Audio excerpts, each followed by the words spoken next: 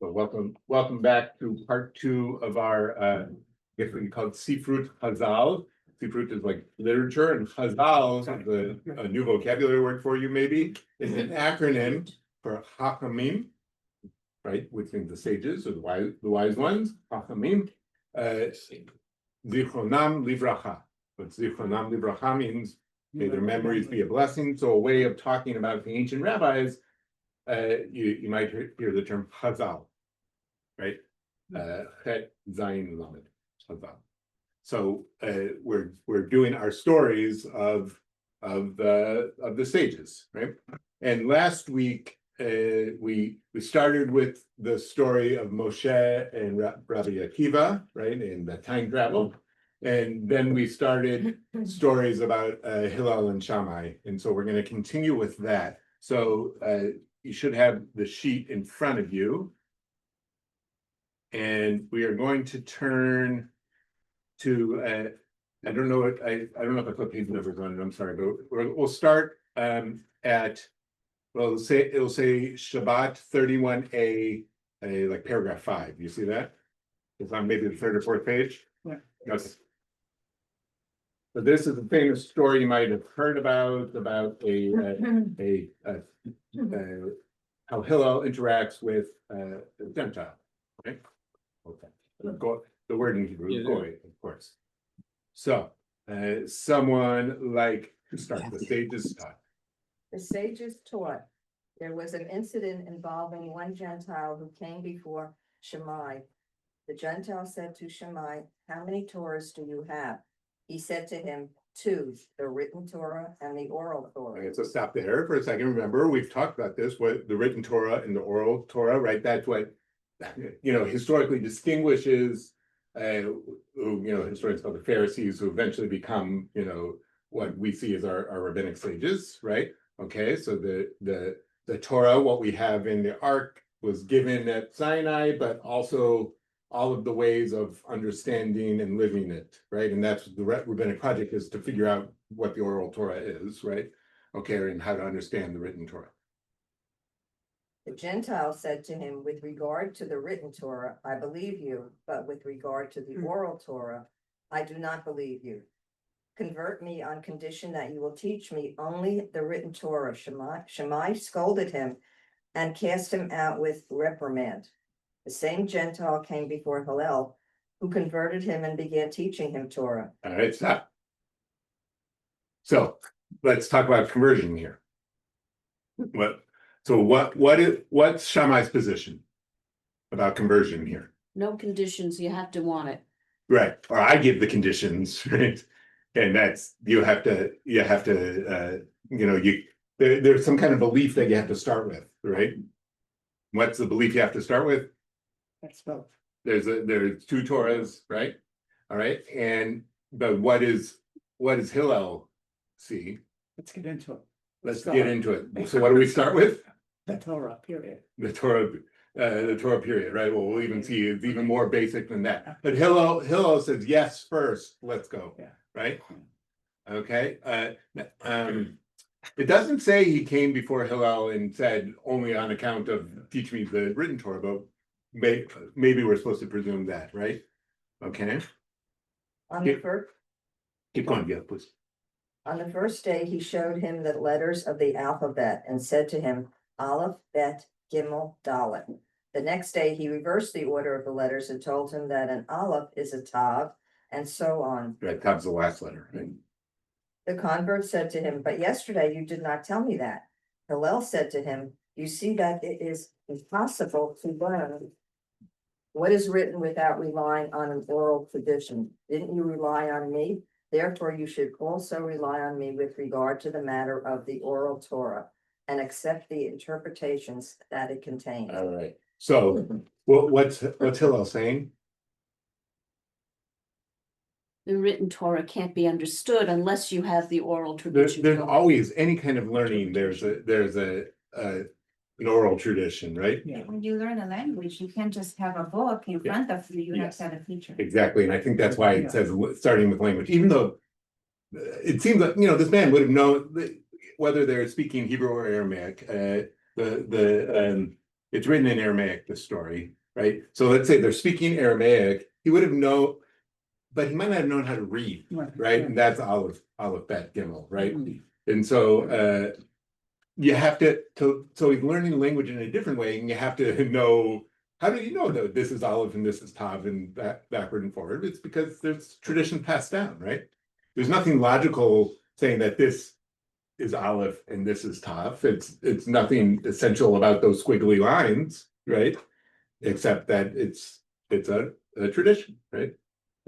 Also interestingly, converts him before Before. any of this takes place. Exactly. Which seems awfully accepting. Very accepting, right? Because remember last week we learned that Hillel is so patient, even at coming up against Shabbat when he has to take a shower, right? That he, right now, later in Jewish law, you're not that patient with people who come to convert, but then there's the argument within the Jewish world, how open are you to people who want to convert, right? Shammai was not open, Hillel was, right? That's kind of the starkness of the story is trying to show. Okay. Was it that he was open or he saw a Yeah. path to? Saw a path. Yeah. Exactly. Shammai maybe was too rigid to be able to see the person who is actually willing to learn. And they might want to end up in the same place. Yeah, exactly. But Mm-hmm. Yeah. Yeah. You had to pass the SATs for Shammai, and for Hillel, More you flying stop with- one step at a time. get more flies with honey than with. Yeah, more flies with honey. Then there's a rabbinic statement like that. Yeah, too, yeah. Okay. Next. You want That- to hear a really bizarre footnote? What's of that? all of this? Yeah. In Western culture, you would talk about the ABCs. Yeah. But in an Oriental culture, you have ABCD. Right. Well, It's no. 4 as well- opposed to 3. Well, but ABC, the whole idea ABC comes from Hebrew. Oh, I Yeah, understand. yeah, that. yeah, yeah. I'm talking about the number. Oh, how you do that? How, yeah. In Western culture, we do Right. everything by 3s. You Right. know, top, middle, Oh. bottom, Oh, I see. everything They is do 3. fours. Yeah. And they Yeah. do 4. Right. Okay, what do they say here? It said alphabet, you know, Right. valid. Hmm, Right. Chinese Yeah. 4 is a whole a special number, right, Yeah. in Chinese tradition. Gotcha. Yeah. Usually often you'll have 3s in the Talmud. So, but okay, so let's next paragraph. Another Gentile. Someone want to pick up? I'll go. Yeah. There was another incident involving one Gentile who came before Shammai and said to Shammai, "Convert me on the condition that you will teach me the entire Torah." Oh, I know this one, right? The entire Torah standing on one foot. Shammai pushed him away with the builder's cubit in his hand. Right. So what pushed him away? That's very. What did he do? He smacked him with a ruler. Right. This was a common measuring stick, and Shammai was an Right. So this is the built-in Trade. commentary from Steinfeld's way. The same Gentile came before Hillel. He converted him and said, "That which is hateful to you, do not do to another." And that is the entire Torah. The rest is interpretation. Go study. Okay. Yeah, that's super famous. So this is the, you might have heard this story before. This is a very famous story. So what are we saying about Hillel and Shammai here? Is this the golden rule? Well, the Ruler. golden rule, like, There's there's no, so what, okay, so what is Hillel commenting on? What verse from the Torah? Leviticus 19, v'ahavta l'ra'acha kamocha, love your neighbor as yourself, right? Hillel's saying it, in the negative, right? Okay, but he's saying, so what? Well, let's say let's first talk about Shammai. What is Shammai saying to this convert? What's the convert saying? Condense it down so I can Yeah, understand it understand. quickly. Right. Yeah. Exactly. And what's Shammai saying then? Can't be done. Can't be done.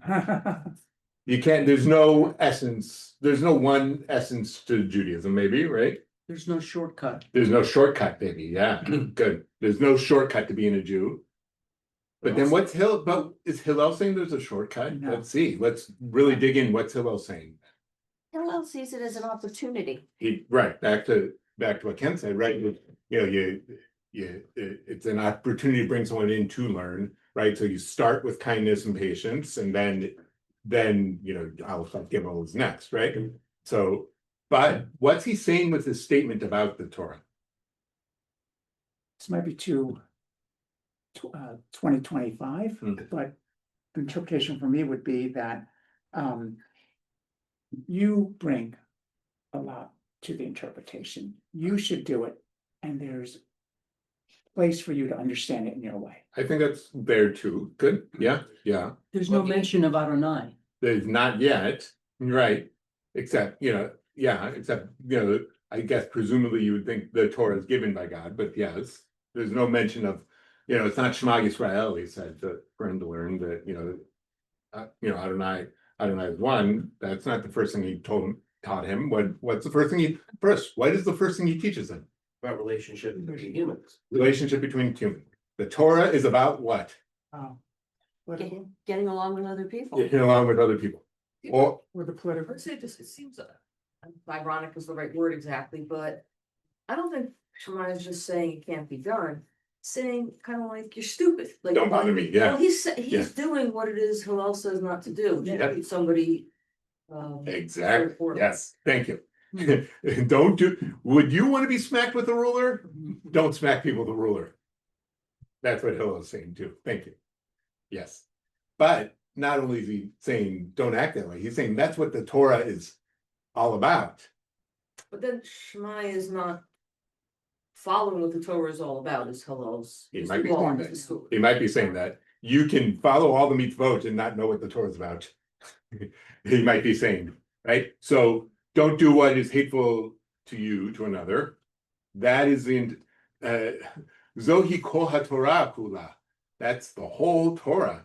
But next sentence, or next, comma, vidach prushahu zil gmor. Right? There's Aramaic, not Hebrew, but like rest is interpretation. But then it says, Go and do something. go and study the Torah. Yeah, The rest is interpretation of that.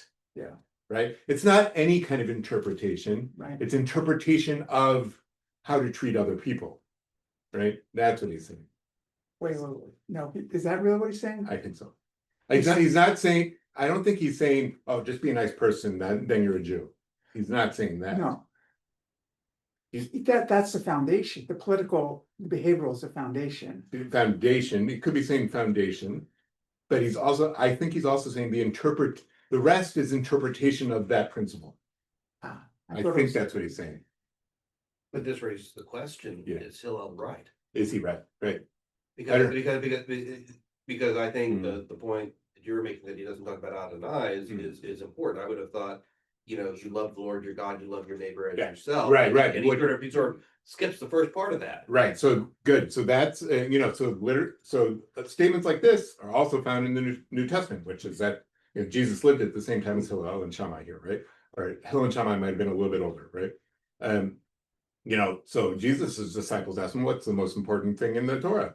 And he says, Treat your neighbor. love your neighbor as yourself. Which one does it say first? I The think that's hafta what- Adonai, hafta, love the Lord your God. With all your And heart. then the hafta ra'acha kamocha, love your neighbor as yourself, Mhm. right? Good. So later generations, Rabbi Akiva, who we saw last week, he says, the hafta l'reacha kamocha, love your neighbor as yourself, ze klal gadol b'Torah. This is the great principle of the Torah. So he's picking up on Hillel, maybe picking up Jesus, or it's just kind of in the water, right? Yeah. So, but it doesn't mean though that just being nice to another person is what it means to be a Jew, right? But you have to be nice to another person to become a Jew. He's saying, right? Yeah. Was it? I don't remember who was saying, I think you even mentioned the other night. One idea is that there's a spark of God in all of us, so if you being nice to other people, being good to other people would, to me, mean could extend to a recognition of God, of Adonai. 100%. Yes. within. Good. That could be there too, right? We don't treat others poorly because they are the image of God, right? Yeah. So, maybe implicit in there then is a belief in God. Maybe, but he's trying to make it, Hillel's trying to make it not about, big thing theology, not about the one Torah, two Torah, not about just, you gotta start with being a good guy, being a mensch, right? I guess, thank you, but I always saw it differently, because I think a lot of people knew this story. And I read about Jesus' interpretations of it too. I guess I always felt that the first statement is the political, is the behavioral, and that's the foundation. Yeah. And you need to do that. I Yeah. guess I thought the interpretation was on everything else, Yes, but, yes, and, So, yes. including that maybe, but not But only. yes, but I think the rest is interpretation. I think he might be, I could be wrong. But I think it might be, the rest is interpretation on this. Okay, yeah. I think so. Yeah, I never thought of it that way. Because, Yeah. because it's about, I was studying yesterday with a colleague of mine, the Rambam, Maimonides, and he's basically saying what we're studying, that all of the mitzvot are there to refine our virtue, right? And so for us to be a kinder person, and so I think that's why I'm kind of interpreting it that way, but I could be wrong, but like it's go and study. He's not saying everything's open to interpretation, meaning it could mean anything. That's not what he's saying. Right? There are boundaries of what it can mean. I think what he means is the rest of the Torah is a comment on how to be a good person. But there's, Sorry, just, But you were saying that, the Rambam was saying that all of the mitzvot are about increasing our virtue. Right. Is that also true about the mitzvot relating to our relationship with God? yeah, Okay. maybe. I'm not sure yet, but maybe. I mean, there are other Jews of different times, would argue with it too. There are Jews that take an extreme position that the mitzvot are not about anything except obligation from God, right? The most extreme was a 20th century Israeli Yeshayahu Leibovich, that says there's no psychology, no good feelings, no nothing in Judaism. It's just about submission to God's will. But I might say something different. Like I think a lot of mitzvot are about sort of virtue in our relationship with others. I mean, so I would disagree with that. But I think there's certain mitzvot about God, like the first, the 10 Commandments. You shall love the Lord your God. Right. I don't think that one's about relationship with humans. I think that one's about relationship with God. Right, but through your relationship with God, you know how to treat humans. Maybe. Because the human in front of you is the picture of God in front of you. Right? Maybe. I don't know. I was just gonna say that I think that the statement, I don't know whether the translation has a problem, but has two parts to it. Yeah. And that one part is, don't do something hateful to someone else. The second part is the entire Torah, and then it says its interpretation. I'm not sure what it's actually refers to. I think. Right, that's why I'm trying to argue that It's ambiguous. the rest is the interpretation of what I just said. I think that's what I'm trying to argue, but I might be wrong. It might be the rest is interpretation of the Torah in totality. I'm not sure, but I think I'm arguing today. Ask me next week. I'm arguing today that the is the statement I just said. But it's one and the same, Maybe according exactly. to this. Yeah, kind of. there's a lot of metaphysical statements in the Torah about how the world is created. Yeah. And all those things, and maybe they have lessons for the political and the social. But Yeah. it's also kind of metaphysical questions. And that I don't may know. not. I don't Okay, think that- maybe, all right, yeah, maybe. metaphysical questions you could learn from the Greeks, What we say about it too. but We talk about it too. kind of not as much. Not as much, but Yeah. it's there. Right. Okay, Yeah. all right, yeah. God is creator. That's all you need. Maybe. I'm not sure. This does make me think of the Steve Martin joke. Yeah. Where he says, how to have $1 million and not pay taxes. Yeah. He starts with, first, get $1 million. There you go. Like, condense that all into Right. one simple But- thing but- and then follow up from there. But what's he also, thank you. And I think Thank you. related to that, what's he kind of also saying, like, you don't have to be a Jew. Mhm. Right? This person wants to be a Jew, so great, come on in, but you don't have to be a Jew. right? That's a statement of saying. He's not talking about Shabbat, only for Jews, for the rabbis. Shabbat is only for Jews. That's why, like, I'll go on a riff right here. Why are everybody so big on the putting up 10 commandments in schoolrooms and stuff? That offends me as a Jew, because me as a Jew thinks these are only for us, right? Like Shabbat, that's our thing, right? Or whatever, right? No idolatry. You guys have idolatry everywhere, right? Okay, so but yeah, you don't have. But what does he say? No, first be a good person. Then you could take the Jewish flavor of good person, or just be a good person, right? First, have $1 million. So all right, good. Can we go to the next one? Yeah. Someone else? No? There was another incident involving one Gentile who was passing behind the study hall and heard the voice of a teacher who was teaching Torah to his students and saying the verse. And these are the garments which they shall make: a breastplate and an ephod and a robe and a tunic of checkered work, a mitre and a girdle. Right. So what's this verse? They're learning the verse in Exodus here about the clothes of who? Priest. The priest. Yeah, right. Good. The high priest. The Gentiles said, "These garments, for whom are they designed, designated?" The students said to him, "For the high priest." The Gentile said to himself, "I will go and convert so that they will install me as a high priest." Now, notice at the time, Hillel and Shammai were around. There was still the high priest in the temple. So they're studying things that actually still happen, right? Not just theoretical. So the Gentile says, "I'm going to convert to Judaism, and eventually I'll become the high priest," right? Good meritocratic system. But what do we know? It's hereditary. It's hereditary. You can't be the high priest, and especially a Gentile can't be the high priest. But yeah, not every Jew can be the high priest. Okay. He came before Shammai and said to him, "Convert me on the condition that you install me as high priest." Shammai pushed him with the builder's cubit in his There hand. you go. He came before Hillel and he converted him. Okay, so stop. So Shammai back to Shammai. Why did Shammai push him away? Ridiculous request. It's a ridiculous request because he knows it's Impossible. impossible, right? Yeah, and also like the preconditions, right? That I think Elise said, 15 minutes ago, right? He's coming, convert me so that instead of just because I want to be a Jew, right? Okay. But Hillel said, so what's Hillel's stance? You have some desire to learn, come and learn, and you'll lose your ridiculous ideas by learning, right? Okay, good.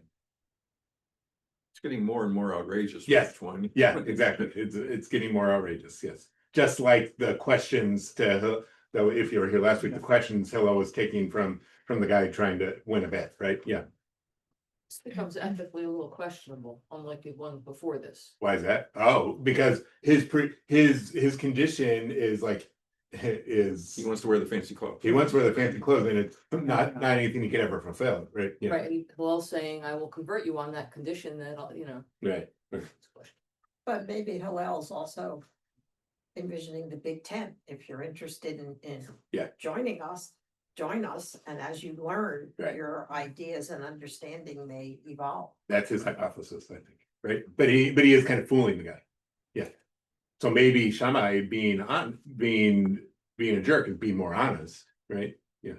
It doesn't say here, he said, yes, we could work on this. He just said, come and learn. Yeah. I mean, it's a little softer. Little something, right? But he's still deceiving a little bit, right? Yeah, I see. Yeah. So is this why after Hillel, the rabbis say now that when you want to convert, you have to be turned away 3 times? Right. So the maybe, but the later Jewish law about conversion, one, it's you have to see someone's intention. You gotta make sure they're not a spy. Like the rabbis are very concerned about that. Oh, okay. Right. Are we still concerned about spies? I'm not so concerned about spies, but the rabbis are very concerned about Just that. wondering if Two, you can't convert for an ulterior motive, right? So like things wear fancy clothes. like to wear fancy clothes, yeah. And 3, you have to tell someone, make sure they know the consequences of being a Jew. Right, you're gonna get hate mail. Maybe, yeah, right? And that's part of it. So were there stories in Ethiopia and Sudan about people claiming Jewish identity because they wanted to be Maybe- Israel and maybe, I mean, there was yeah, like I this mean, kind of vetting that needed. there's always- Right? yes, and with Russian Jews and, Russian Jews, yeah, yeah. yeah, yeah. There's always those controversies in Israel, yeah. Yeah, and it's virtually impossible to convert in Israel. I mean, it's doable, but it's virtually impossible to convert in Israel. The rabbinate, the state rabbinate is ultra orthodox, and that's the only way really to convert, and they make it very hard. And there are many people in Israel, especially since the Soviet Union fell in the 90s, and a million people from the Soviet Union came to Israel to become citizens, and a lot of them were not halakhically, by Right, Jewish right, law, right, Jewish, yeah. and the state rabbinate makes it impossible for them to be Jewish. Mhm. And so the people who are not Jewish in Israel can't marry a Jew in Israel, can't be buried in a Jewish cemetery. And that, I mean, those are the two main things Marry a Jew. in Israel. You I can have get to go to married somewhere else Cyprus. and come back and you're legally married, but you can't marry a Jew in Yeah. Israel. Because the only way for Jews to get married in Israel is with the rabbinate. The only way for Muslims to get married in Israel is with the state sanctioned Muslim authorities. The only way for Christians to get married in Israel is with state sanctioned Christian There's no authorities. secular marriage. There is no civil marriage. There are people fighting for civil marriage, but you can, but if you get married anywhere outside of the country and come back, your marriage is recognized. So that there is gay marriage in Israel if you got married outside of Israel. Yeah, get married in the States or Cyprus. or somewhere in Europe. Yeah, Everybody yeah. goes A lot of people go to Cyprus. Cyprus to get married. It's the Vegas of the Yeah, the Mediterranean. yeah, and it's a half-hour flight from Israel, right? Yeah. Yeah, so a lot of people will go to Cyprus to get married because they don't want to have to deal with the rabbinate. Yeah. All right. Hillel, so now onto this guy who wants to be the high priest because he likes fancy clothes. So someone I thought that's what Rosh Hashanah is all about. wearing fancy clothes. Well, that's why. Now I'm going on my high horse and saying yes, except today in America nobody dresses up anymore. Sorry. That's right. Well, you'll You- be you- in time, so we can be assured of that. On Shabbat and holidays, our your you had your Shabbat and holiday clothes that you wore, and the rabbis will talk about this. You put on new sheets, you put on new clothes for Shabbat. Yeah, okay, good. So now let's learn, or let's keep going. Someone else pick up. Hillel said to this guy. Hillel said to him, to the convert, is it not the way of the world that only one who knows the protocols, the top shishi, They're saying the word they're using it. okay, of royalty is appointed to king? Go and learn the royal protocols by engaging in Torah study. He went and read the Bible, and when he reached the verse which says, and the common man that draws near shall be put to death, the convert said to Hillel, with regard to whom is this verse? Right, so this means the person who gets too close to what the priests are doing, right? Yeah. Hillel said to him, even with regard to David, king of Israel. The convert reasoned, A fortiori, right? Like a logical inference, right? to himself, if the Jewish people are called to God's children, and due to the love that God loved them, he called to them Israel, my son, my firstborn. And nevertheless, it is written about them, and the common man that draws near shall be put to death, a mere convert who came without merit, with nothing more than his staff and a traveling bag, all the more so that this applies to him as well. Right, okay, so he learns that he can't be the high priest, right? Not all of Israel can be the high priest, and I can't be the high priest, right? Okay. This verse referred to. All of us, okay.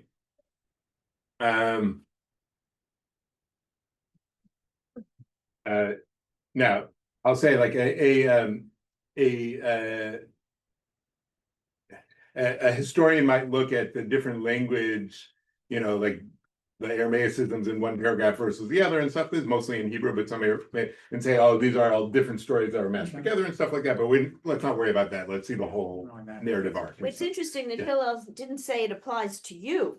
Right, He said he to- allowed him to figure it out. He said, By- even the king of David, even David, the king of Israel, Yeah. it applies to him. Right, he's allowing him then to make logical inferences by studying the Torah, right? Right. He's doing the pedagogy, right? Hillel's pedagogy is this person is eager to learn, even if it's for the wrong reason, right?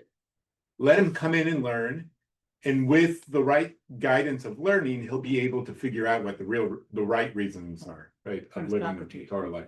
Yeah, like Socrates. Yeah, exactly. Yes. Who's the common man drawing near to? In the Torah, like you as a non-priest can't do the things that the priests do. That's what I mean, right? Okay. Good. Let's keep going. Want me to keep going? Anybody else want to go or? I'll go. Yeah.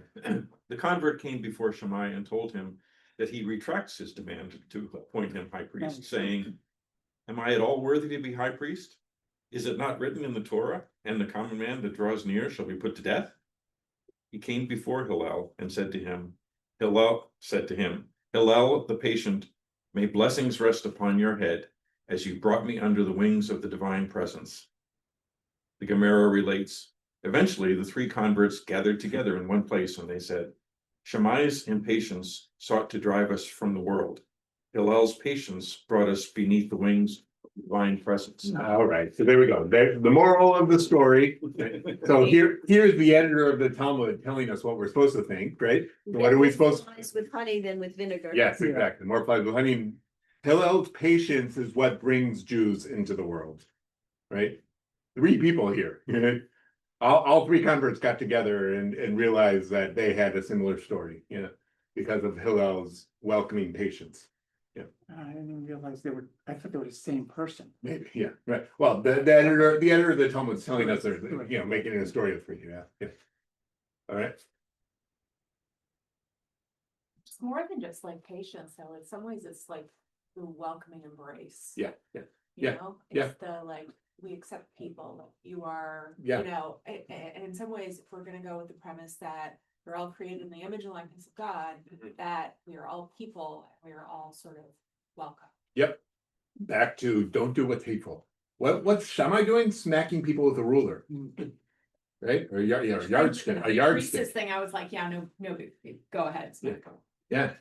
But Shammai's smacking people with the yardstick. Hillel's reminding us that no, the Torah is there to teach us to be nice to each other, Jew or Gentile, it's saying here, right? And therefore, step one, kindness brings people under God's presence, right? The wings of God's presence is a phrase for conversion here, right? I think there's an underlying willingness of all three of these converts to want to be Jewish. Yes. They want, but they don't know how to approach it. They don't know how to approach it. So they do it with a condition. Yeah. And They're hedging their bets. they're hedging their bets. Yeah. But where Shammai sees it as, the conditions as a hindrance, Hillel sees it as an opportunity. He sees like, a kid asks his teacher a silly question, and she can either see it as a distraction from what they're learning in class, or be able to mold it into that student's desire to learn something, right? And so Hillel's giving them the benefit of the doubt, while Shammai is saying, no, you're just trying to annoy me, right? What do you think Hillel would have done if they hadn't come around like that? Yeah, so then he might have had to change his pedagogy so that they actually see where they should be rather than where they still are, right? He might have had him with a ruler at some point. What's that? Yeah, maybe the ruler should have or let him go, or maybe Hillel could have said, you know what? You're a good person. You don't have to be a Jew. Yeah. I don't know. I feel that's kind of like Yeah. I once had a conversation about this with a person who was more interested in the Christian formulation, which you mentioned. And his point was that, and came to this conclusion that it's a focus on Christian faith, which is foremost, which you were saying, right? Yeah. Because the golden rule is still the same. Yeah. The focus on faith versus Judaism kind of didactic analysis that I think goes. Maybe. I mean, those are two big stereotypes, but I think we're pulling out that Hillel, even though he didn't say the words of believing in God, I think it leads you to that. I think that's what he's saying. This leads you to the belief in God, because it came under the wings of God's presence, right? There's a statement that God is there in this interaction, right? And so, it's a chicken and egg argument. What comes first, belief to action or action to belief? And the answer is yes, right? Okay, yeah, You know, it's interesting because these converts, right, they had a condition. Yeah. Right, and so I think it kind of also brings me back to some of the other principles that, about being a good person, is that we'll do something if we get this. Yeah. I'll eat right if I can lose Yeah. weight.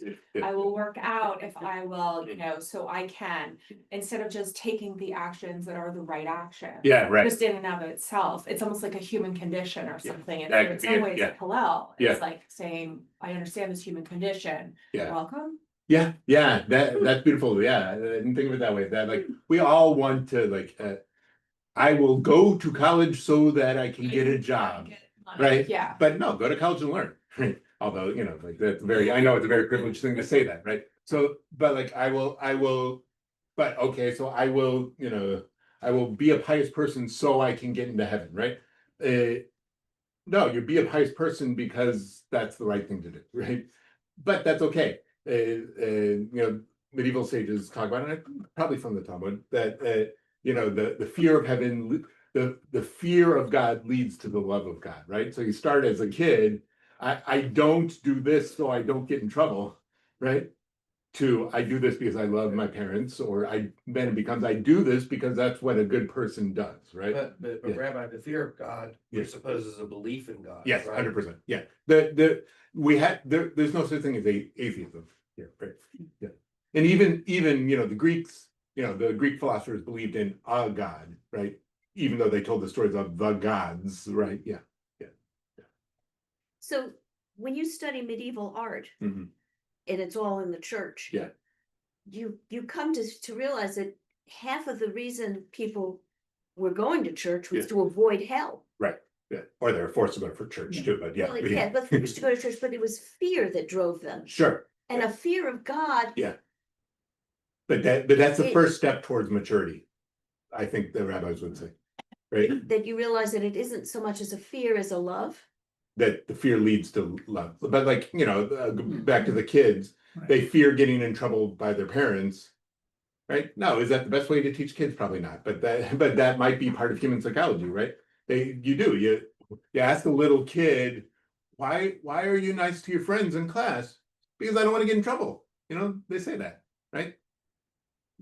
Not because, oh, that's the right way to create a good society in our classroom, which is what God demands of us, right? No, it's because I don't want to get in trouble. And so, but eventually people learn that, you treat others in a way because that's how God wants us to be, right? That's, yeah. A lot of people didn't go to that school to learn that part. For sure, and a lot of, right. Yeah. I mean, our brain's not fully developed until we're like 25 too, right? Is that right? Yeah. 82. 82. Yeah. The other thing I think may be relevant in talking about, how teachers respond to Yeah. questions. Yeah. Often when I was teaching. And I'm not blaming teachers. Yeah, no, Teachers no. can lose their patience too. No, and we do. Yes. As But I used to find sometimes when kids would ask a question that I thought was just really stupid, what are they talking about?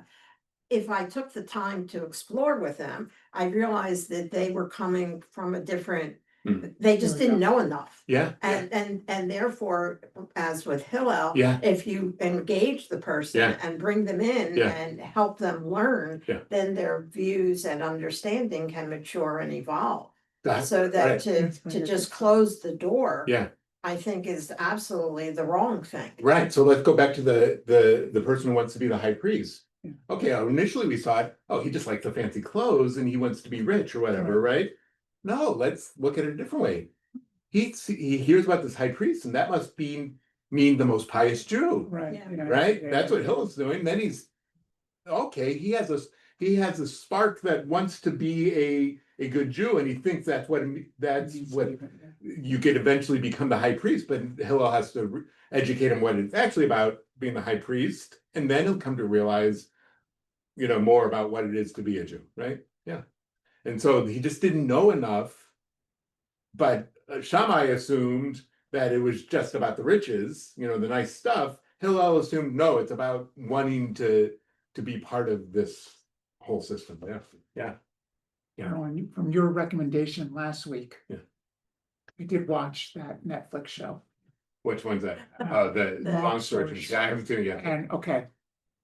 The first episode, Oh, the one that you mentioned, the part you mentioned was by far the best. So, But it talks about this subject of just being good, as you mentioned last week, yeah. and that was very good. Other parts, Jewish women do not come across very well. Men come across that's pretty well. often the case in Right. in But What we got- media, which is not good. To episode 3, that was a little better because it didn't talk about Judaism at all, but we sort of gave up. There were some good ones. And, Yeah. but the first one was by far the best. I talked to I'm gonna take 30-second break while I get some more coffee. Never come across it. That initial scene is her father's funeral. Yeah. I mean, it was. So, all right, friends, in the packet I gave you, is there more to did I give you more to the story? No. No, okay, so shall we go on to the next story then? Sure. That I brought, it's a long one that very different. All right, The fact to me that when we were to say Shammai and Hillel, I Yeah. mean, is it a revelation? oh, so Mayor asked, Shammai and Hillel, are they rabbis, right? So we talked about this a little last week. Shammai and Hillel are never called Rav or Rabbi, right? So was the word was there at that time period, but was it an official title at that time period? Maybe yes, maybe no. Like in the New Testament, Jesus is sometimes called Rabbi. Was that an official title or an honorific? Just like, my teacher or something like that. Later generations, the people are called Rabbi in the land of Israel, and in Babel, they're called Rab, right? But Hillel and Shammai aren't called that. These stories were about Hillel and Shammai themselves. A lot of stories are about Beit Hillel and Beit Shammai, which means their disciples, their school, right? Yeah, did that answer the question? Yes, Yeah. yes, thank you. But Hillel and Shammai, presumably they were real people. I mean, at least their schools were real schools of thought, but presumably Hillel and Shammai were real people. Other people of the time period there's Josephus might have mentioned them, and I think early church fathers mentioned them, I think, yeah. So, but now onto something completely different. That have Mining Python say it? Now Now for something. now for something completely different. Now we're going to talk about the grotesque, meaning, all right, yes, which will eventually lead to this, and this story is even bigger than the parts that I brought you, which will eventually lead to the story of Rabbi Yochanan and Rabbi Shimon ben Lakish, sometimes called Reish Lakish, which I guess is his nickname. Reish means like Rosh, like yeah. And so, but this Rabbi Yochanan is not the same Yochanan who left Jerusalem. This is like 200 years later, right? These are Amorim. These are generations after the closing of the Mishnah. Okay, so Hillel and Shammai, and up until Yehuda Hanasi, the person who compiled the Mishnah, those are called the Tanaim, and then the Amoraim are the generations after that. Okay, and the Amoraim could be in land of Israel or in Babylonia. The main story we'll see takes place in the land of Israel. Okay, you don't necessarily need to know that, but I'm just trying to situate us. But yeah, so we're now in like the late somewhere in the 200 CE, maybe a little bit later. Okay. All right. You ready? Here we go. All right. Good. So we're talking about the grotesque, meaning we're talking about the bodies. Think it, and I'm influenced by a contemporary scholar. He's a Jewish studies professor in Berkeley. His name is Daniel Boyarin, very, very famous in Jewish studies, academic Jewish studies world. And I think he was originally ordained as a conservative rabbi, but he's, an academic, literary historian. Daniel Boyarin writes a very influential chapter in one of his books about this part of the Talmud. Okay, so someone start. With regard to these sages, The Gemara and. right? So in previous, we're talking about all these people, and so now let's talk about something about these people, okay? When Rabbi Yishmael, son of Rabbi Yosei, and Rabbi Elazar, son of Rabbi Shimon, would meet each other, it was possible for a pair of oxen to enter and fit between them under their bellies without touching them due to their excessive obesity. Here we go, right. Okay, so now let's think about, this is a story, and this is just because how weird it is, and we'll get to it, like what we're gonna be talking about, what is the ideal Jewish male? Right? Okay. Okay, All right. we'll eventually get there, probably next week though, as we're running out of time. Okay, keep going. A certain Roman noblewoman, Matronita, Right, that's just, the Latin word or the Greek word, whatever they're using, right? once said to them, "Your children are not really your own, as due to your obesity, it is impossible that you engage in intercourse with your wives." They said to her, "Theirs, that is, their wives' bellies, are larger than ours." She said to them, "All the more so you could not have had intercourse." Yeah. There are those who say that this is what they said to her, for as the man is, so is his strength. That is, our sexual organs are proportionate to our bellies. There are those who say that this is what they said to her. Love compresses the flesh. Right, so that's not a quote from the Bible, who knows where it came from, but like, yeah, okay.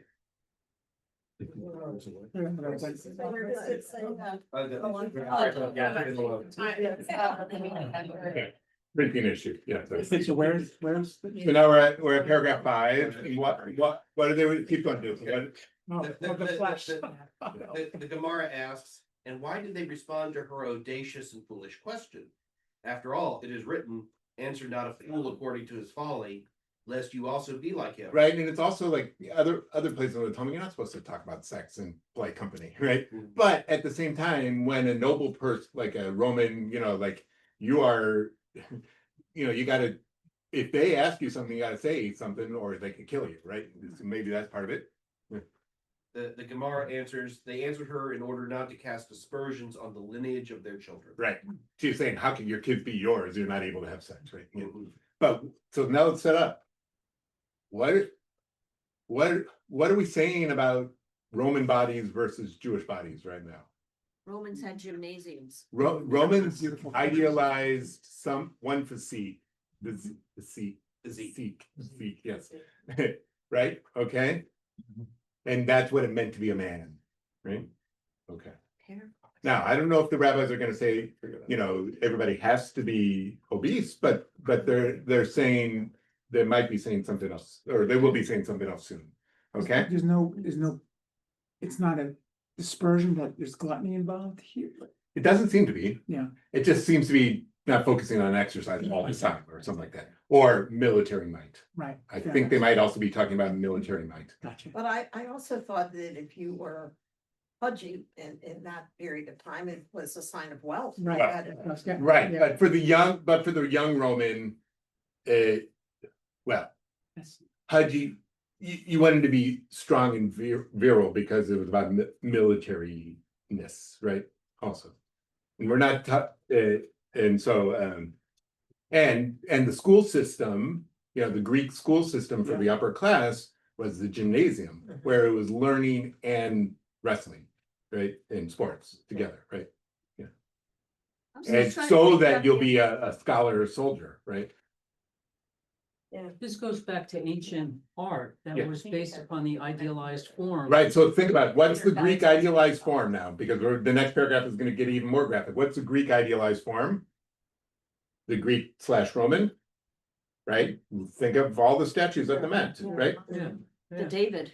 David, even though that's much later, but he's copying Greek forms, right? Okay?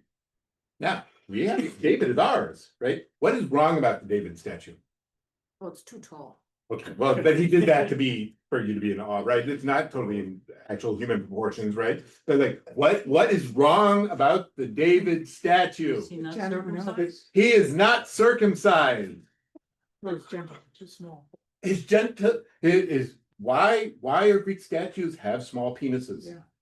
I thought because they broke off. No, they on purpose made the penises too small on them because for the Greeks, Distraction. a small penis was seen as, it meant you were in control of your, Oh, Of- so urges. you're in control of all your urges. How about Oh, that? really? How about that? Yeah. You're not gonna, now you'll look at the statues But they'll differently. tell you anything, you know? Now we have to think about, now, wait, Just That's tell you. great. anything. now we have to think about That is nice. what was the ancient Christian, what was one ancient Christian critique of Judaism? That we were carnal, Oh, right? really? So Boyarin's book that I'm talking about here is called Carnal Israel, right? The Jews are concerned about the body. What is Jewish law about? What you eat, Yeah. Not Right? about faith, not about. when you have sex, Mhm. right? Cutting off a piece of your penis and all these things, right? Okay. How about that, Rabbi? Yeah, so the Christian, that Jews are carnal, that, you could argue that's them taking in these Greek ideas, even though the Greeks were very concerned about your physique. They're concerned about your physique so in such a way, like, you're concerned about your physique because you can control your body, right? And they're arguing the Jews are not controlling their body, or the barbarians, everybody who's not Greek is not controlling their body, right? I think that's gonna be here, right? Even though, like, in Jewish thought too, it might also be the reason we have food laws is so that we control how we eat, right? Or something like that, but it's a different way of thinking. Does that make sense? It's also about controlling. Yeah, controlling, yes. It's about military might, right, as I said too, okay? You with me? Okay. All right, so why did they respond? All right, so but Boyarin also says this story is about children too, about procreation, which is important in Jewish thought, right? Okay, so we continue. Someone go. The Gemara asks, The- why, we're at number 6 now, right? oh, sorry. The Gemara continues discussing the bodies of these sages. Rabbi Yochanan. Yohanan said, the organ of Rabbi Yishmael, son of Rabbi Yossi, was the size of a jug of 9 kav. Right, so now we're just getting ridiculous, and what's the organ? Oh, yeah. Yeah. We don't need that which does not need to be named. Yes.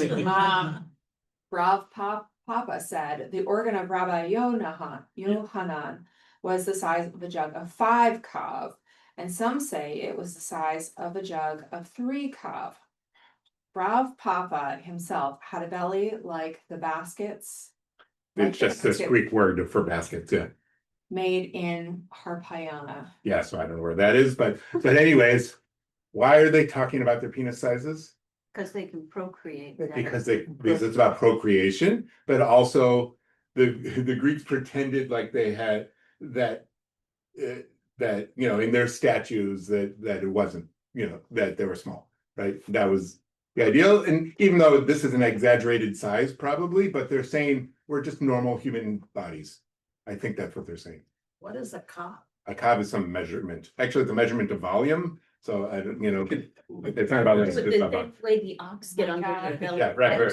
But they're saying, you guys are focusing on bodies for the wrong reasons, and we're not focusing on bodies to be bodily. I think they're kind of saying, right? Because we live in our body, and it's about, again, like I've said this before, for the Bible and for most of the rabbinic literature, it's not about a mind-body dualism or the soul-body dualism of Greek thought. It's about, like, you're a holistic whole, right? Yeah. Gotta come up with the Groucho joke when he's with the floozy and she says, you men are all alike, and he says, yeah, and don't let anybody tell you different. Yeah, right. Right. Good. All right. Now let's talk about beauty. Good. keep going, someone else pick up. I'm gonna say it because I need Please. to redeem myself. This is good, yes, sorry you had that one, sorry. With regard to Rabbi Yohanan's physical features, the Gemara adds that Rabbi Yohanan said, "I alone remain of the beautiful people of Jerusalem." The Gemara continues, "One who wishes to see something resembling the beauty of Rabbi Yohanan should bring a new shiny silver goblet from the smithy and fill it with red pomegranate seeds, and place a diadem Sure. of red roses upon the lip of the goblet, and position it between the sunlight and the shade. That luster is a semblance of Rabbi Yohanan's beauty." Right, Wow. right, so what does that mean? We're taking all these beautiful things and putting them together, and that's what Rabbi Yochanan looks like. Oh. We'll see, we'll get that soon. Like that, a semblance of his beauty, right? We'll get that soon, but now let's think about what is it critiquing also? What didn't the rabbis do with beauty and aesthetics? They didn't what? They didn't celebrate it, They didn't make statues. right? it's Even not- though the ancient synagogues did have mosaics, maybe it had statues in them too, but the rabbis of the Talmud were probably against that. They didn't have statues. They didn't, in the Middle East, they didn't have pictures of Jesus with the shine, light shining from them. But you can imagine, beautyism, there is beauty, right? And so when you look in someone else's face, what beauty are you seeing? God's. God's beauty, right? Right, and so think about all these beautiful, brand new silver cup with pomegranates and roses in the right light, the great Instagram photo, without a filter. You don't need the filter because you have the light just right, and that's Rabbi Yochanan. Okay, Shining. shining, yeah, shining just right. And is that because of his physical beauty, or is it because of his eminence? We'll see probably next week. All right. Yes. Okay, well, Come back for more. one more paragraph here. I'll do this so that we can. And so then the Gemara asks, is that so? Was Rabbi Yochanan so beautiful? But doesn't the master say that they're bringing a text now from an earlier generation. The beauty of Rav Kahana is a semblance of the beauty of Rabbi Abahu. The beauty of Rabbi Abahu is a semblance of the beauty of Jacob, our forefather. The beauty of Jacob, our forefather, the semblance of the beauty of Adam, the first man who was created in the image of God. Right. So what's he saying? Adam, obviously, the first human looks like God, the most beautiful, and then we're all kind of derived from there, and these are the most closest to that one line, right? And yet, until who isn't in that list? Rabbi Yochanan. And yet Rabbi Yochanan is not included in the list. The Gemara answers, Rabbi Yochanan is different from these other men as he did not have the beauty of countenance, which is interpreted as he didn't have what? A beard. So Rabbi Yochanan's beauty is what? Inner. No, not yet. I don't think so. Rabbi Yochanan's beauty is What he casts out. yes, but who has beards? Men. Rabbi Yochanan is feminized in some way. Rabbi Yochanan is to use the language of today, non-binary in some way. Yeah. Well, that's reading between the lines. Well, no, because I'm not reading between the lines. Next week, we'll see. Okay. I gotta come back. That's a Okay.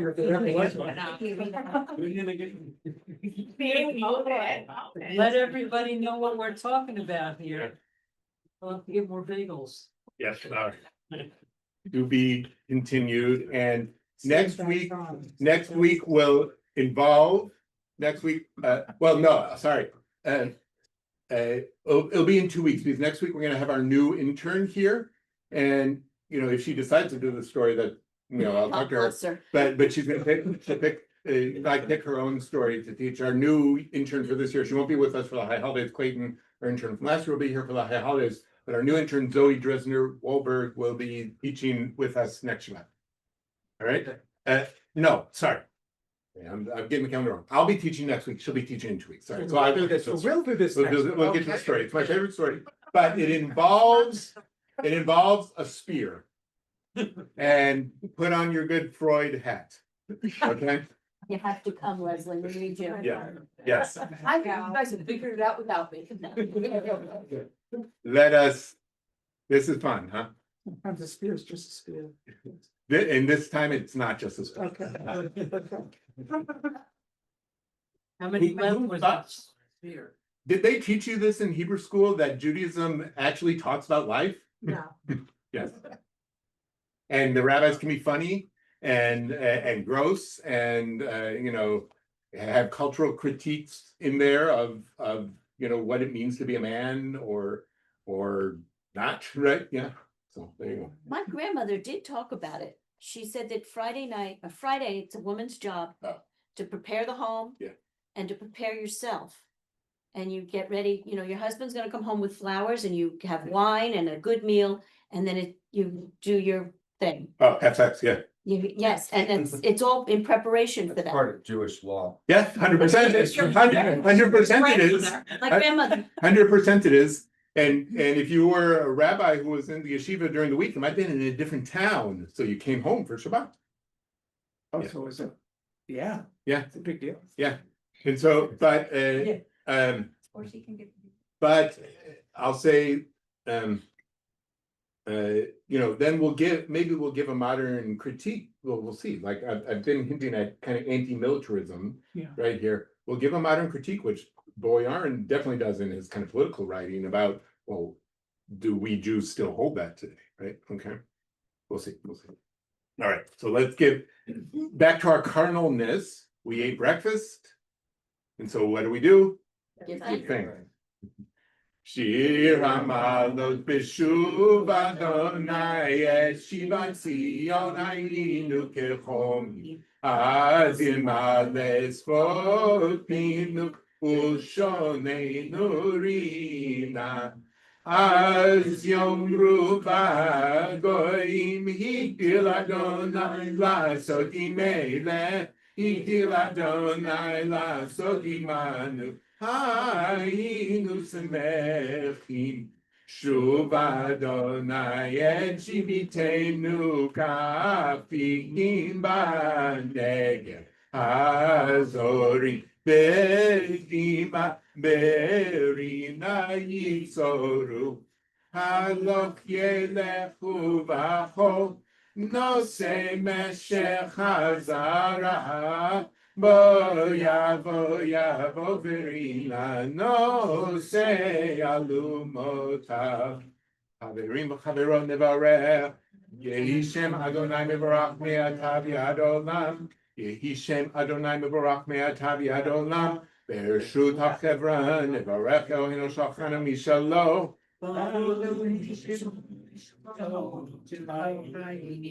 Baruch Eloheinu shalchanu mishalo tuvo chayinu Baruch hu uvaruch shemo Baruch atah Adonai Eloheinu melech haolam Zanet haolam kulo b'tuvo Bechen bechesed uvrachamim Hu noten lechem l'chol basar Ki leolam chasto Utuvo hagadol, Tami lo chasar lanu, ve'al yosar lanu, Mazon leolam va'et ba'avo, Shemo hagadol, Ki ozanu farnes lavko, Umetiv lavko, Mechin mazon, Le'ochol briotam, Asher bara, Baruch atah Adonai, Hazan et hakol. Takatu v'yachata v'savata u'verachta et Adonai Eloheh. Haaretz hatuva asher natan lach baruch atah Adonai. Haaretz v'hamazon u'v'nei Yerushalayim mir hakodesh b'meirav yameinu baruch atah Adonai. Oleh v'rachman Yerushalayim amen. Harachamanu yimloch aleinu le'olam va'ed. Amen. Harachamanu yitbarach b'shamayim u'ba'aretz. הרחמן הוא ישלח ברכה ברובה בבית הזה ועל שולחן זה שלחנו עליו.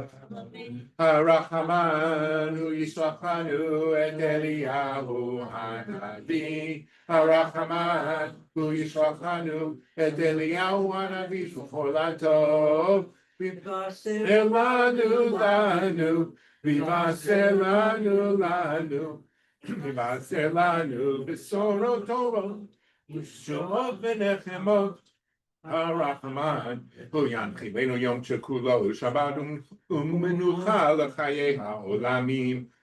עושה שלום במרומיו הוא יעשה שלום עלינו ועל כל ישראל ויאמרו אמן. אדוני עוז לעמו ייתן, אדוני יברך את עמו בשלום. שבת שלום.